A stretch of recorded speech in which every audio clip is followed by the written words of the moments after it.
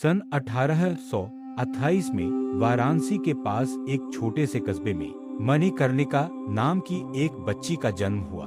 सब उसे प्यार से मनु कहकर बुलाते थे। मनु बचपन से ही साहसी और निडर थी। वह तलवारबाजी, घुड़सवारी और तीरंदाजी में लड़कों से भी आगे थी।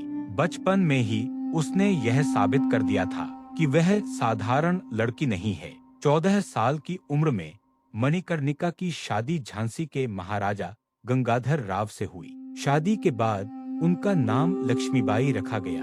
कुछ साल बाद उनके बेटे का जन्म हुआ, लेकिन दुर्भाग्यवश वह कुछ महीनों में ही चल बसा। महाराजा ने एक बच्चे को गोद लिया, जिसका नाम दामोदर राव रखा।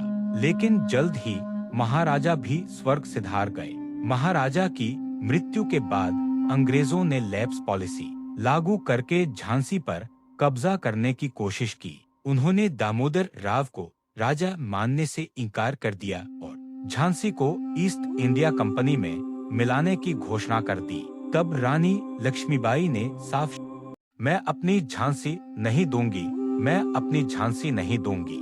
1857 का साल भारतीय इतिहास में क्रांति का साल था। मेरठ से शुरू हुआ यह विद्रोह पूरे देश में फैल गया। झांसी भी इससे अछूती नहीं रही। रानी ने अपनी सेना तैयार की, जिसमें सिर्फ पुरुष ही नहीं बल्कि महिलाएं भी शामिल थी। झलकारी बाई, सुंदरी मुंडर जैसी वीरांगनाओं ने रानी के साथ मिलकर किले की रक्षा की।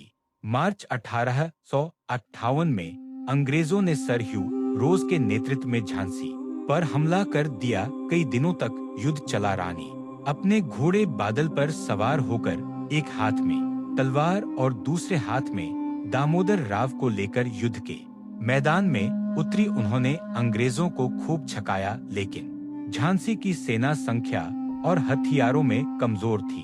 अंत में किले की दीवारें तोड़ दी गईं और रानी को अपने बेटे के साथ किले से बाहर निकलना पड़ा। वह कालपी पहुंची, फिर ग्वालियर की ओर बढ़ी और वहां भी अंग्रेजों के खिलाफ मोर्चा संभाला। 17 जून 1858 को ग्वालियर के पास कोटा की सराय में रानी लक्ष्मीबाई ने अंतिम युद्ध लड़ा। वह पुरुष सैनिकों के भेष में लड़ते हुए वीरगति को प्राप्त हुई।